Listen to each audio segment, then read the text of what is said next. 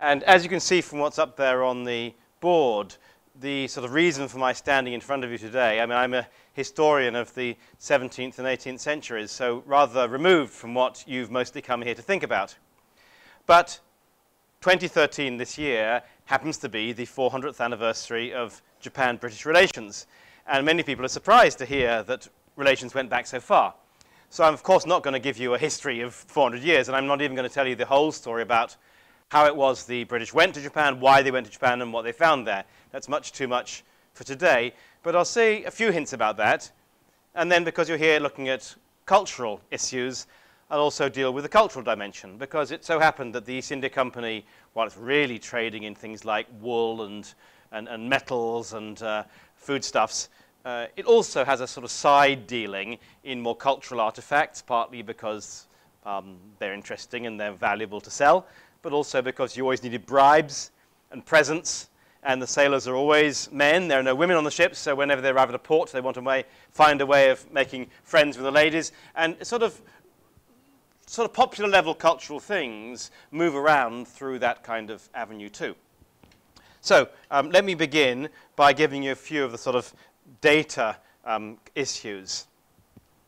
So now, at the time, you probably know the word shogun. Japan is under a new shogunate. Japan had been at war for the entire 16th century. An amazing thing. 100-year civil war. Everything in Japan was destroyed. And then things start to consolidate around the year 1600. And in 1603, one of the great warlords, whose name is there for you, Tokugawa Ieyasu, was strong enough to ask the emperor to nominate him shogun, which basically means the person who does the governing. The emperor doesn't actually govern. And shortly after this, Ieyasu is governing there. This ship arrives from England rather unexpectedly, and it has on board, as it says there, a telescope. So the story of this exchange of cultural objects 400 years ago is centered on the sending to Japan of a telescope.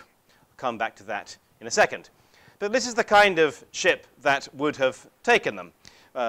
We don't have any existing early 17th century ships around today, of course, although there is the Mary Rose. If you are coming to England as a tourist, feel like going to the South Coast, a very wonderfully preserved, reconstituted warship of this period. These are not warships, they're merchant ships. Anyway, a group of ships left England in 1611. Took them almost 2 years to get to Japan, to arrive there in 1613. And of the various ships that went, the Clove was the only one that arrived. Its name is interesting, the Clove. The other two ships sailing with it, Thomas and the Hector, rather more bland kinds of names. But the East India Company that sends these ships is a spice-buying organization. Europe has no spices. If you're Italian, Spanish, or Portuguese, doesn't matter that much because you've got so many other wonderful things. But if you are Swedish or Danish or German or English or British or Scottish or Dutch, you have the most awful bland food, and you desperately need spices. Spices also were thought to have medicinal compounds. This is still a time when plague occasionally strikes cities. London had a terrible outbreak of plague in 1603. Just at this time, and so various kinds of use of nutmeg and cloves were thought to be medicinal. Consequently, it's not just going to buy food. Medicines tend to be very expensive things, you can imagine, if they brought them so far.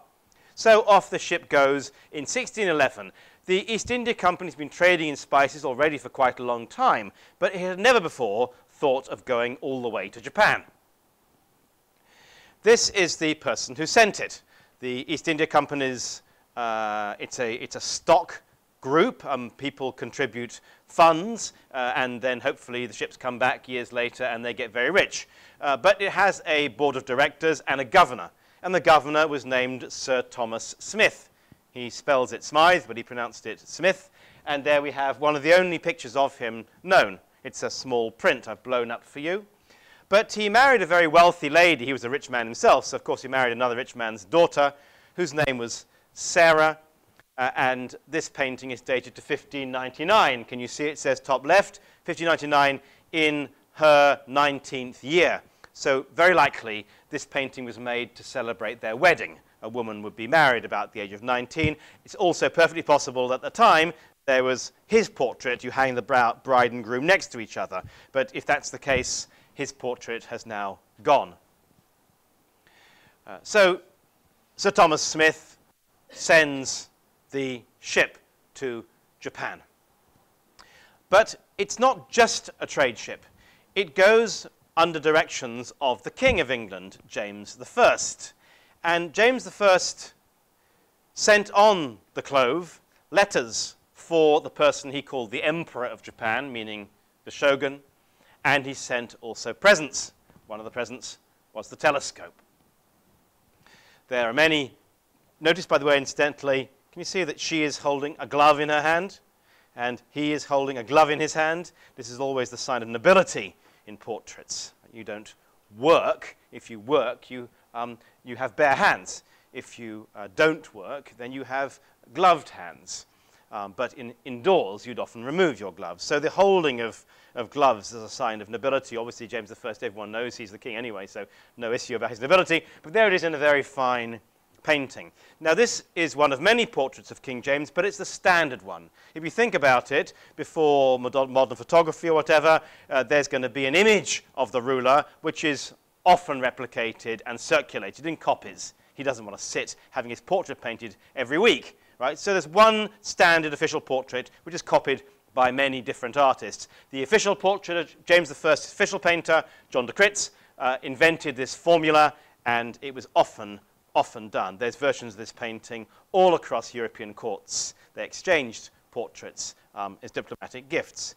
And indeed, this portrait may very well have been on the Clove that went to Japan. There is no document of that happening. Possibly it didn't. But on the whole, if you're sending a gift from the king, you would also send a portrait. Well, the ship didn't leave London and go straight to Japan. Of course, it stops at ports along the way. It'll stop probably in modern-day Cape Town.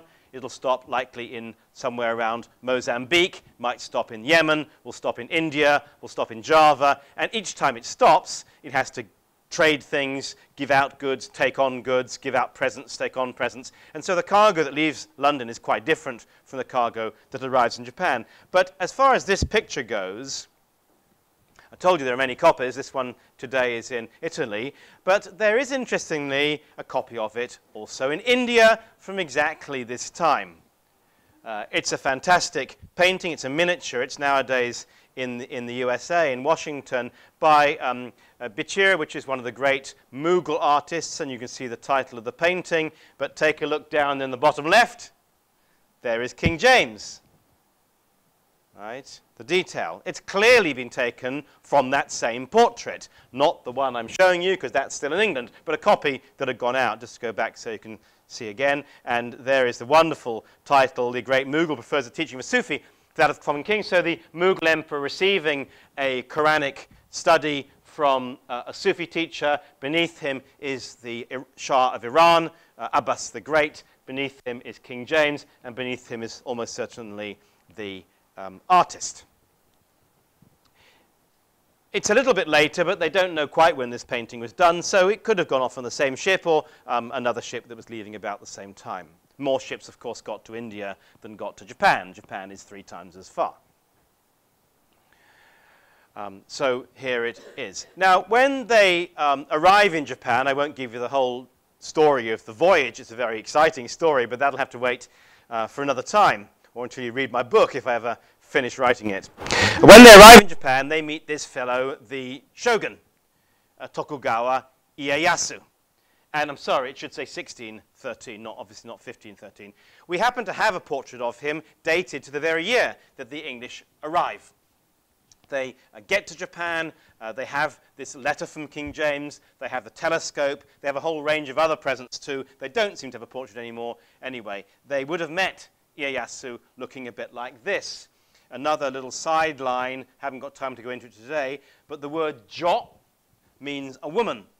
So this artist is actually a female artist. Extremely interesting and unexpected that the shogun's portrait, official portrait like this, would have been painted by a woman artist. That's a story for another day. In any case, they turn up in Japan, and they are able by various means to get access to the highest levels of political power in Japan. Now, the ship arrives at a regional port. It's a bit like arriving in Hong Kong and then going to Beijing, or arriving in Plymouth and then going to London. So they have a long, long trek overland to get to the center of power, which is what today we call Tokyo, and in the past they called Edo, E-D-O, the old name for Tokyo. However, although the shogun is living in Edo, Tokugawa Ieyasu, whose portrait we've just seen, has gone into retirement. He retired in favor of his son. And he's living in a regional castle called Shizuoka. It's not very far from Tokyo, and this is what's left of it today. Most of the castle was burnt down. Today it's a modern reconstruction. But in this building, they would have arrived and presented the gifts to the retired shogun. They then go on to meet the shogun himself, the son of Ieyasu. And they give him a present too. It's a large standing cup and cover, sort of thing you might see in church. And in return, he gives them 2 suits of armor. Those suits of armor were shipped back to England, and they're still here. 400 years later, they've never moved. One of them is in the Tower of London, and one of them is in the Royal Armouries collection in Leeds. The left-hand one is not one of the 2. I'm just going, that's a slightly generic piece. The right-hand side is one of the 2 suits of armor that was given. If you are going to the Tower of London while you're in London, take a look out for the shogun's armor, which is there very prominently displayed. So they arrive in Japan, they go to meet the retired shogun, they give him his telescope, they then go on to meet the reigning shogun, they give him his cup, they receive in exchange 2 suits of armor, and then they have to go back to meet the retired shogun again because they need to get permission to trade. They come to Japan to trade. And so the retired shogun gives them this document permitting the English to trade in Japan and to live there freely forever. You can't just arrive in someone's country and trade, right? You've got to get permission from the ruler. And the document giving them permission to trade was lost. Of course, it's 400 years ago. But we do have in the Japanese records this draft version of it. So this is a rather scrappy, handwritten one. I've written over the top of it, sorry, on a photocopy. But in any case, it says, you know, you are entitled to trade here. You're entitled to reside wherever you want, and all various things. Well, the document, original document, as I said, was lost. It was lost for 400 years, and about 15 years ago, it was discovered again. It was in Oxford University Library. It's the kind of place you might expect it to be put, but it was miscatalogued. Somebody said it was, Chinese document. It was rolled up and lost. So here we now have it. It's a huge, big object, and it's dated in accordance with the 2nd of October. Now, to give you a few dates, the telescope was given to the shogun, the retired shogun, on the 8th of September. That's in 10 days' time, right? And the permission to reside was given on the 2nd of October, almost, or 3 weeks, nearly a month later. So that month, we will recreate this year, if you're still around in London. And on the 8th of September is a Sunday, so we can't do it. On the 9th of September, we will give a contemporary British telescope as a gift from the British people to the Japanese people at a ceremony in the Tower of London. And we're really crossing our fingers and hoping that Tokyo gets the next Olympics, because that's announced on the 7th of September. Right? So if Tokyo gets the Olympics, to have a present going from London to Tokyo is especially appropriate. But even if not, we will have this presentation of the telescope, a recreation of the gift of 400 years ago. And then on the 2nd of October, Oxford University will display this document, and there'll be a conference associated with history surrounding it. Now, the retired shogun has received his telescope, but he has to give also a reciprocal gift. You can't take a present without giving one back. And he's living in this remote castle. We just saw the picture of it. He says, well, I'm going to give you some screens, a screen painting like this. It's a very noble Japanese painting format. The highest level of art in Japan is gold screens like this. I've got one on top of the other, but properly they stand horizontally on the floor. You may have seen them, and they're zigzag so that they stand upright. Right? He says, I can't get any decent screens in this remote place where I'm living, so please go down to Kyoto and I'll have the screens waiting for you there. So the English go down to Kyoto, the screens aren't ready, they have to hang around for about 10 days, and eventually the screens are given to them. That's interesting because it means the screens were obviously made to order. They weren't just old ones they had hanging around. They were ones made specially for giving to a foreign king. We don't know who made them, but we do have lists of their subjects because that was written down, and several of them are what they call in English pictures of birds. You see there's some birds there. It's a very common theme in East Asian art, not just Japanese. Pictures of birds and flowers, sort of whatever is appropriate to the season, right? You know, this is now August, right? So whatever flowers and whatever birds are around at that time of year, you paint them and you hang them up at that time of year. And at the end, when the season changes, you move the pictures around. So probably this is the kind of thing that went back to England, although we can't be too sure exactly what they were. So, mission accomplished. The ship has arrived, it's given the presents, it's received the presents, it's received permission to trade, and on the 5th of December, the ship leaves. So on the 5th of December, there will be a big party in the Japanese embassy here as a culmination of the 400th anniversary. The ship goes back to England, but it leaves behind a group of people to trade. Right? It's all the stuff off the ship, they'll spend the time trading. And they built a trading station in this place called Hirado. It's a country area, but it's a good port, so it wasn't a bad place to set it up. This is the only known picture of it, where we have the Bay of Hirado here, and can you see there's a George Cross detail, which is obviously the English trading station. There would also have been a Dutch trading station nearby in the same city, and in a different city, Nagasaki, there would have been the Papists trading stations, right? Now, of course, the English and the Dutch, being Protestants, want nothing to do with the Roman Catholic countries, and conversely, the Roman Catholic countries want nothing to do with the northern heretics. So the Spanish and the Portuguese have their trading station elsewhere, in Nagasaki, in fact, right? And they hardly meet. They don't want to deal with each other at all. Now, time runs fast, so I have to move very quickly. Why go to Japan? Right? Cultural diplomacy is what you're here to think about, and in this room there's people from many different national, ethnic, linguistic backgrounds, and hopefully we all like to meet each other. It's interesting to meet different people. But not all moments of history have had that view. Many people have thought it's awful to meet foreigners. They don't speak your language, they have different food, they don't know how to behave with you. And so the beginning of motion, the assumption that motion is a good thing, that trade is a good thing, is something that actually we tend to associate with exactly this moment I'm talking about. Spanish and the Portuguese got in a bit earlier, say the 1550s or so. But for much of Europe, the assumption that getting on ships, going somewhere, trading, not necessarily to convert people, to tell them about your God, just simply because they've got stuff you want, and you've got stuff they want, and you trade. You don't colonize or kill or steal, you trade. This is something very much associated with the round about the year 1600. So, of course, they needed maps. And this is a little bit later, but this is about as good as a map would get at this time. Well, look at it. It's Asia, of course. You know where Europe is anyway. But look at Japan.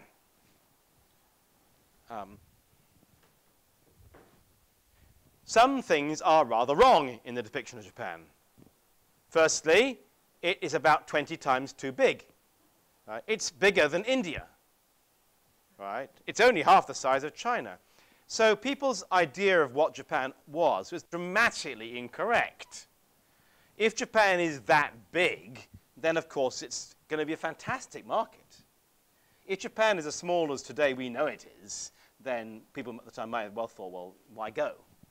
The other issue is that it's very far in the north, and that much is true, of course. Japan is a northerly country, has hot summers. It's 35 degrees there at present. But the winters have lots of snow, and the English are going east to buy spices. But what are they going to buy them with? You've got to sell something to buy spices. You've got to sell something to buy. England only produces two things. It produces tin, and it produces wool. Half of all sheep are in Britain. Half of all sheep in Europe are in Britain. Did you know that? Even today, right? So wool is what they sell, but the spices grow in Java. And in Java, it's 35 degrees. Javanese people don't want woolen pullovers. So how can you get the spices? They say, well, we'll sell this wool to the Japanese. It's a huge country very far in the north, inexhaustible market for our wool. And then we'll take Japanese stuff down to Java and we'll sell it with the Javanese. And Japan happens to be a silver-producing country, not anymore because the silver's all gone. But it used to be a silver-producing country, and the Javanese well understand the value of silver, so that'll be fine. But there's another problem with this map. What about all the stuff up here? Right. Of course, Asia doesn't just stop. Asia goes right the way on over. The whole of the Russian Far East is completely omitted from the map. They didn't know it was there. Well, maybe it doesn't matter if you're sailing around India and Java. But the great hope of the East India Company was that they can avoid sailing through Africa, India. Basically, look at it like this. The spice-producing islands are about here. To get through from the Indian Ocean to the China Sea is impossible. The whole thing is islands. There are only two tiny, tiny straits to get through. One is coming down here through what is now Singapore, but you can't possibly sail a ship for 100 kilometers between high cliffs, because all you need is one enemy cannon, and all your ships are destroyed. So the only possible way through is through here near modern-day Jakarta. Right? Well, the Dutch had already built a fort there, and they wouldn't let the English get through. The English and the Dutch are not at war, they're at peace, and so the Dutch ought to have been a bit more supportive. But of course, there's strong commercial rivalries. So if you want to get spices from the other side, either you destroy the Dutch castle. Well, the Dutch had just destroyed the Portuguese castle, which was there before, so it is an option. But the better option is to come around from the other side. Don't go through here at all. Come from the other side. Right? How do you come from the other side? Well, there's two options. Either you go all the way around through Chile, the Magellan Straits, come that way, or, but that's very, very far, and it's very cold down there. Brilliant, easy, simple option, go over the top of Russia. So from London to Tokyo ought to be only about 6 weeks sailing. It's 2 years to come around this way. And then you'll come to Japan, give them your wool, get their silver, go down to the Spice Islands, and then go back that way. Never have to meet any Portuguese, Spanish, or Dutch. The bad thing is that you won't be able to trade with India or with Iran, which were big sources. So they make a trade agreement. That same Thomas Smith, I showed you his print, and his wife, he goes to Russia to negotiate with the Russian Tsar. Two requests. One request is, please ban all Dutch ships from sailing east over the top of Russia.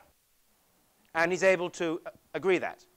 And second is, please can we ship Indian, or not ship, but transport Indian and Iranian goods through Russia to the North Port without tax duties. And the Russian Tsar agrees to this. So fantastic. It's going to be really easy. And one of the professor of mathematics in Oxford, who's one of the great mathematicians of the period, writes in a letter to his friend, before I die, I'm convinced I'll be able to write a letter in London in May, and they can receive it in China in summer. But one thing they didn't know, the sea at the top of Russia is frozen all year round. You can't get through. Right? It's impossible. And so after a period of trying to get through from this side and trying to get through from that side, they realize it's not going to work. And so what do? They withdraw from Japan. No point anymore. And the trading which had begun in 1613 is abandoned in 1623. And that's the end of the story until much, much later on when the British will be back. The Spanish and the Portuguese also leave Japan at about the same time for different reasons. They leave because the English turn up and say, those Spanish and Portuguese wandering around your country, most of them are Jesuits. And the Jesuits believe in the doctrine of tyrannicide, killing tyrants. Some of you may have been educated in Jesuit schools. Jesuits don't say this today anymore. But the Jesuits had the reputation for believing it was a good thing to kill kings who were not Roman Catholics. They'd done it in France, they'd done it in Holland, and as you know, they tried to do it in England. The Gunpowder Plot, Guy Fawkes, 5th of November, 1605, exactly this time. Of course, today people say it wasn't the Jesuits' fault, but they were blamed for it at the time. And we have a very exact record. The English go to Japan and they meet the shogun's chief minister and they say, did you know the Jesuits had just tried to blow up our king with gunpowder? And you let them wander around your country. You're out of your mind. Right? And so, before very long, the Portuguese and the Spanish are expelled from Japan because of their Roman Catholicism. The English leave because the trade is no good, leaving only the Dutch. And the Dutch continue. They never make a penny out of it. The Dutch East India Company's trade with Japan is loss-making, but individual traders make vast amounts of money by ripping off the company. It's so far away. You just falsify your records and nobody back in Amsterdam will have any clue about it. Right? So individuals make a large amount of money out of it, but the trade with Japan is very, very minor. The English, of course, begin dealing much more concertedly with India, since we're in the Indian High Commission today, becomes a huge market, subsequently, regrettably, of course, colonized space. The Dutch equally start embedding themselves around the Dutch Southeast Asia. So that's what I wanted to say to you today. It's a story, a rather exciting story, I think, which happened 400 years ago, but not all history has to be studied through the things which succeed. Some things are experiments that don't work out, and the idea of going to Japan to trade and to exchange goods simply comes to an end for lack of interest on both sides. Thank you.